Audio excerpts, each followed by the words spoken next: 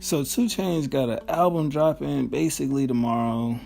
March 1st is basically tomorrow. You know how music drops on goddamn Thursday nights, and basically on the East Coast is 9 o'clock is midnight. I didn't really know what to think, so I didn't really go into this thinking he'll even top Pretty Girls Like Trap Music. Let's not front. That album was fire, you know. And if you follow me on YouTube for a while, remember back when Boats and Boats 2 came out, and I said that he will never finish this trilogy. I still remember saying that. Even if I still got the review up there, I basically said 2Chainz wouldn't drop Boats 3. That's never coming out, which it never did. And probably I said a lot of other things as well. But beyond that, dropped a couple mixtapes in between. It was hit or miss. I did like the joint he did with that, what was that shit called? Gotta forgive me, I didn't write down no notes. I'm just freestyling it. Freebase EP or whatever. That shit was fire. But other than that, I mean, the joint with Wayne was cool. It was basically a 2Chainz project, you know what I mean, with some Wayne vocals, whatever you want to call it. He didn't really put out nothing that really kept him in the loop of being at least one of the elites out of Atlanta. Then we kept seeing these pink items pop up everywhere, and we knew that he was dropping an album entitled Pretty Girls Like Trap Music. Now, we knew nothing about it because he was really quiet on the whole joint. He just kept talking about that and kept, hashtagging it everywhere. I was like, what the fuck is this shit? We didn't know what to expect. It was a 2Chainz album. We thought it was a mixtape. It could have been a collaboration project. We didn't understand the whole Pretty Girls Like Trap Music. I think this around the time Young Thug was doing some crazy shit, and some people were looking at Atlanta artists as being kind of, I guess, flamboyant in a sense. You know what I mean? Because it's like most niggas won't wear pink, even though they say real niggas wear pink. But I'm getting beside myself. So the album dropped, and it's fucking fire. Features hit, production hit, 2Chainz doing his shit, talking his shit, fly, fresh, doing what he doing, rapping bars, going bananas. Ape shit crazy, right? I mean, not every song on there I fuck with. I don't got the album here on my phone to pull it up, but I know for a fact I didn't fuck with everything on there. But, 85-90% of the project, I'll give it a good 85%. It was dope. It was like something different, and the way he marketed it was dope. The tour, everything. It was fire.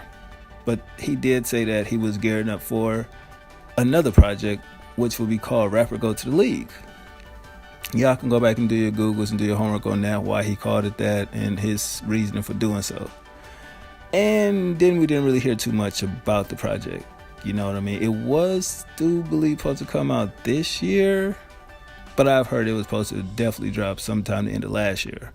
But regardless, we got the album covered.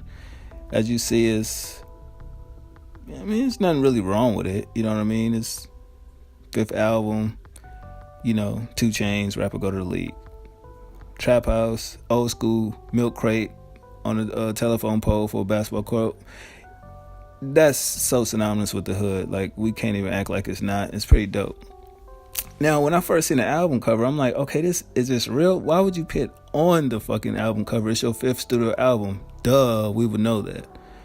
And I was like, well, it's not bad. Maybe they'll work on it.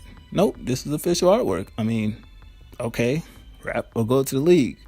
Then there was some shit hearing about the nigga Lebron was supposed to air out a project because of the antics he been doing on Snapchat when the nigga album drop, or whoever album drop he feeling. That's like some type of cosign, which is not, and I wish he'd sit the fuck down with that. I like LeBron like everybody else, but you not no hip-hop historian. Relax, my guy. Chill out. So waiting around for a track list for this Rapper Go to the League.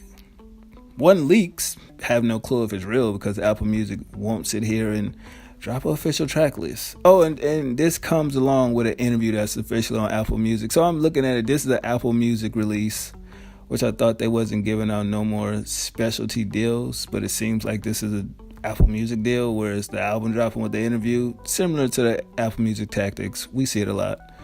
But I'm looking at these features and I was like,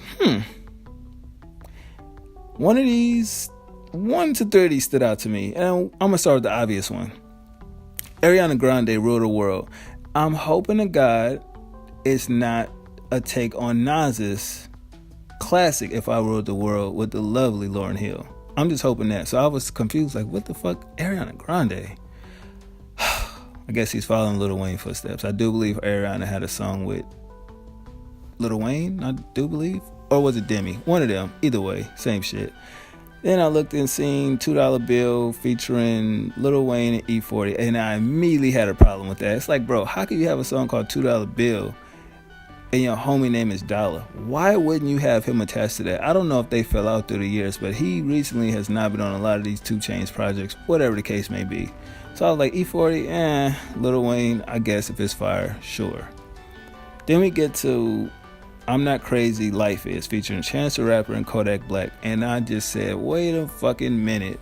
For one, yeah, I was lost. Like, Kodak can't rap a lick with Chance the Rapper or even you. But some of his tracks are fire. I will give him that. He got a few singles between 2016 and now that I thought was pretty dope.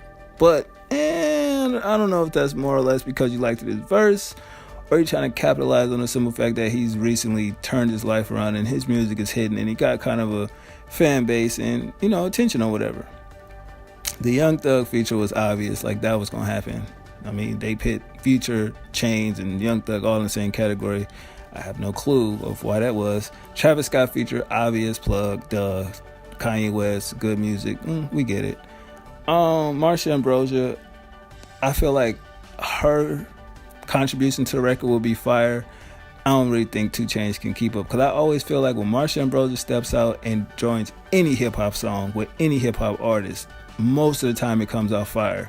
So a 2Chainz with Marsha Ambrosia, I feel more or less like, okay, she's going to do most of the heavy lifting on that record. Not calling 2Chainz a slouch, but if it's not Game and Marsha Ambrosia or Nas and Marsha Ambrosia, I really ain't trying to hear it. You get Kendrick Lamar, of course. If we get K-Dot, I'm hoping, and not Kung Fu Kenny. It is a difference, and I definitely want K-Dot on this shit, rapping his ass off. Because J. Cole has been killing features, and Kendrick is kind of like, since that Jeezy verse, I'm like, Kendrick the GOAT? We don't know about that. And that right there sums up every feature on this joint. It's 14 songs. I feel like everybody's going to gas it. Everybody's gonna be 50-50 on it, and everybody's gonna say it's an instant classic. That's what I'm saying. Is it hype or will it be heat? Who knows? I have no clue.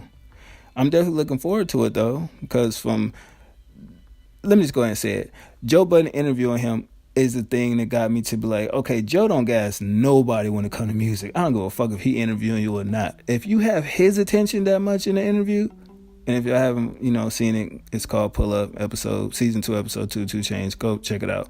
But he was seeming very interested in this project. And Joe Budden ain't want to gas somebody. Like, let's keep it a buck on that. So that would have me like, okay. Because we still to that date had heard nothing about it.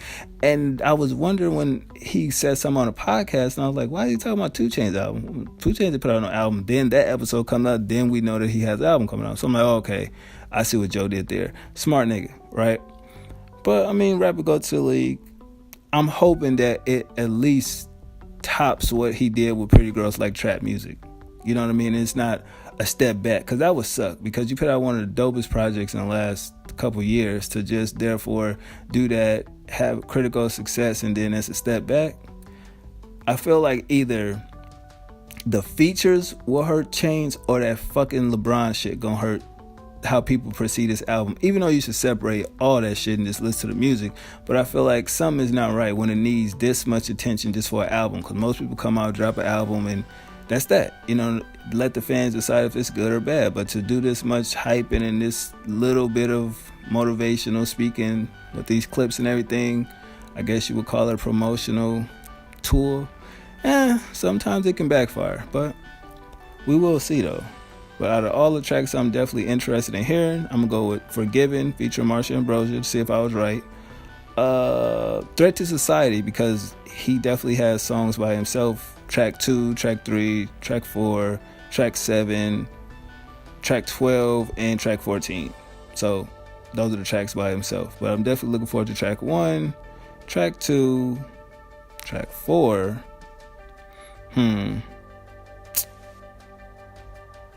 Track 8, Track 13, Track 12, and Track 14, because those seem like a little bit they stand out a little bit more to me than the rest of them. But some of these tracks, we gonna obviously understand them as soon as we hear them, like, oh, okay, we get why they did that. But y'all let me know what y'all think about this. Is this heat or is this hype? 2Chainz, rapper go to the league. Follow me on Instagram and Twitter if you watched this whole video. Thank you, I appreciate it. If you liked it, y'all know the rest. Comment, blase blah. I'm out. 1.